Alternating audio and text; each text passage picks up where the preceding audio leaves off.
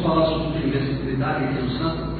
Falar sobre o jogo do esporte? A invencibilidade é que você tem o Santos, desde que chegou, vai para a 10ª partida, e até agora não. Já foram 10, não? 11ª. 11ª. Foram 10 partidas, na 11ª, sem nenhuma derrota, um bom saldo de gols, mas que você vê, talvez o Santa Cruz seja favorito por isso ou não? Não entendi, não seja favorito? Talvez por isso o Santa seja favorito. Você está pensando em vitórias e tal, porque o Santa, quanto isso, ele pode ser favorito ou não? Não. Eu não acho que o Santos seja favorito. Nossa equipe, ela está trabalhando muito, está lutando muito dentro de todas as partidas, encarando os jogos sempre com muita humildade. E essa vitória aqui de 1-0 contra o Sport não nos credencia como campeão, nem nos credencia como favorito. Acho que eu já disse isso outras vezes aqui. Acho que a gente confirma o favoritismo, tendo ele ou não, dentro de campo. A forma como aborda o jogo, a forma como encara as partidas, a forma como humildemente coloca o seu padrão dentro de campo. Isso tudo é mérito dos jogadores. Os jogadores têm trabalhado imenso em todas as áreas, eles têm sido extraordinários em todas as nuances do jogo e, por que não, também sabendo sofrer em muitos momentos do jogo. Isso é futebol, isso é humildade, isso é grupo, isso é coesão. Lógico que o seu treinador dá algumas diretrizes e mostra para eles o caminho, e eles aceitam e fazem, e a compactação tem sido um dos pontos positivos da nossa equipe, as transições rápidas também. Isso tem nos ajudado a conseguir os resultados. Boa tarde. Dentro dessa questão até você falou de transições rápidas, a gente vê que o João Paulo ele é um jogador fundamental dentro dessa sua ideia de jogo. Como o João Paulo está sentindo a dificuldade, está com dor na panturrilha, e o Leandrinho, que seria o substituto imediato dele, também está com essa dificuldade, a gente começa a projetar algumas situações em caso os dois atletas não fiquem à disposição. Queria saber como é que você está observando essa situação, se preocupa você, se você acredita que corre o risco de ter de ser forçado a mudar um pouco a estratégia, ou não ter jogadores com essas características que o Leandrinho, que o João Paulo tem no restante do elenco? Renato, nós trabalhamos com 30 jogadores, né?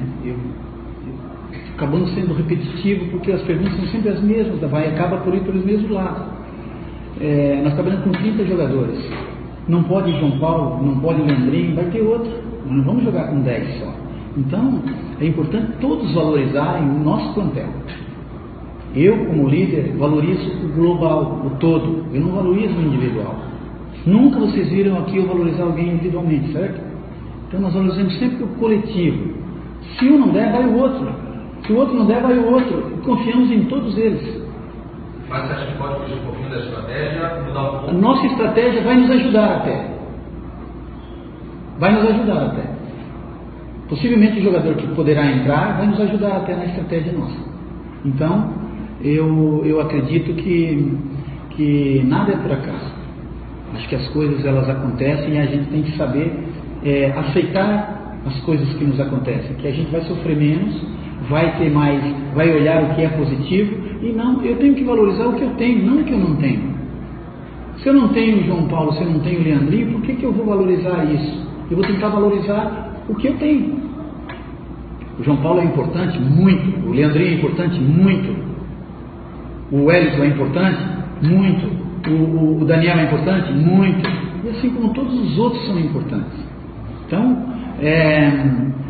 essa forma que vocês olham não é a forma que eu vejo. Eu vejo o global, um todo. Eu nunca posso treinar 14 jogadores ou 15 e esquecendo os outros. Eu treino todos de uma forma igual.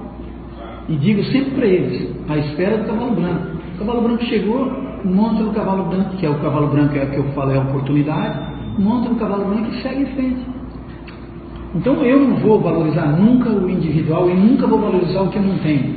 É a mesma coisa que vocês falam de um jogador que pode vir para cá, né? um jogador que está num outro clube pode vir para cá. Mas como é que eu vou valorizar alguém que não está aqui?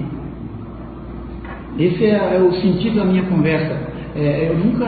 Eu acho que não vale a pena vocês perguntarem sobre o individual, porque eu nunca vou falar sobre isso.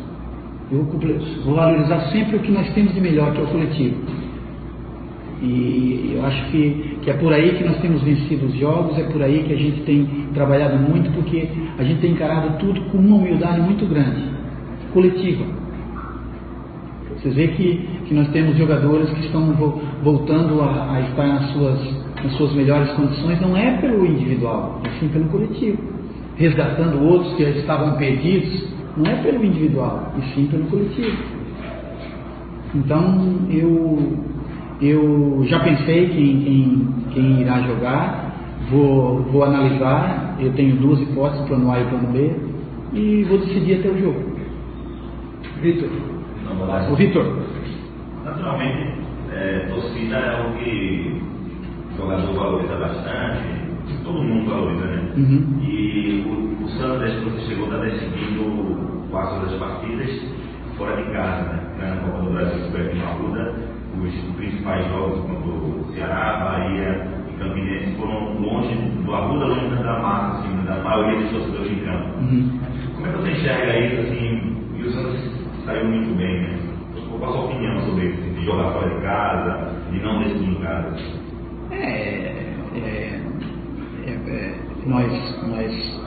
Nós gostamos muito de estar com o nosso torcedor.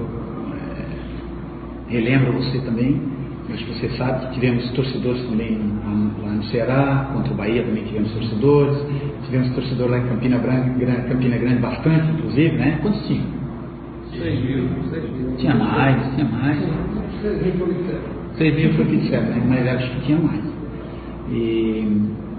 Mas se não tinha mais, pareceu ter mais pela vontade com que eles estavam falando, cantando e nos ajudando. Eu acho que é importante, o papel do torcedor muito grande. É um papel, eu repito, eu já disse isso outras vezes, um papel extraordinário, importantíssimo, fundamental, inclusive.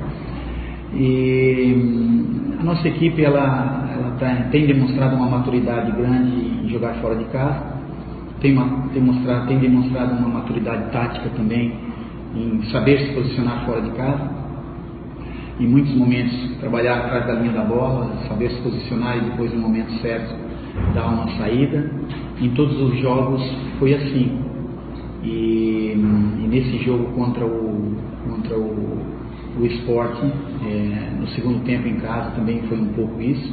Tivemos algumas boas oportunidades e aproveito para dizer que o que é mais importante do jogo de futebol é o que acontece dentro de campo, o que acontece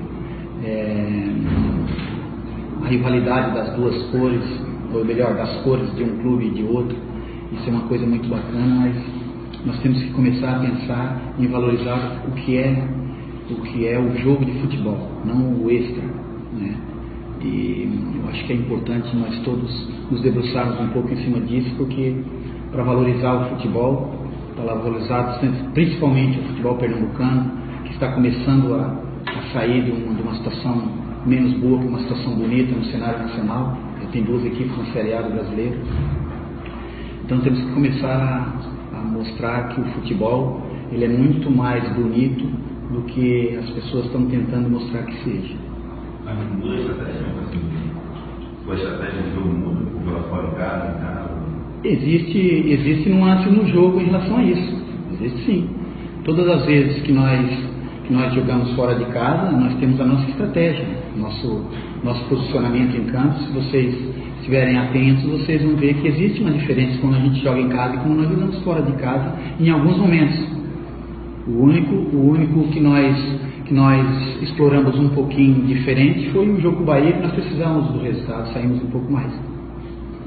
Mas foi muito importante naquele momento a tranquilidade que os jogadores tiveram e fizeram à risca tudo que foi planejado e determinado.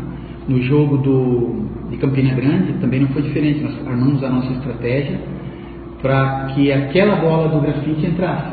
Eu já falei sobre isso para vocês. E, infelizmente não entrou e era um momento crucial que nós tínhamos preparado o jogo para aquilo. Então, acho que esse jogo contra o Sport será um jogo muito difícil também. Eles vão ter os torcedores. Acho que os torcedores têm que entender que o jogo de futebol ele é um jogo apaixonante, bonito, dentro das quatro linhas, e as pessoas têm que levar isso como uma alegria, uma coisa boa. Eu acho que as divergências elas têm que ser colocadas um pouco de parte e sim priorizar a festa e não a confusão.